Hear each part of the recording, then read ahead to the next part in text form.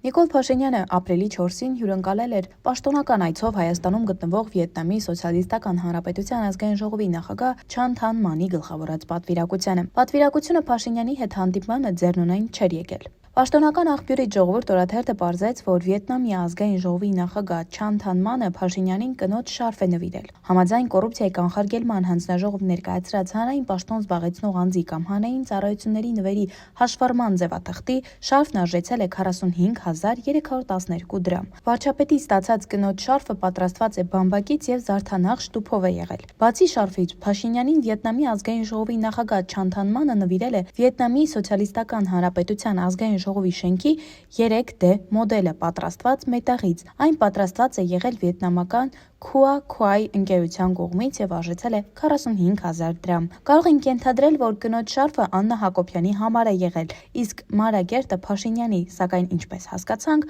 ոչ մեկը, ոչ մյուսը Փաշինյաններին պետք չի եկել։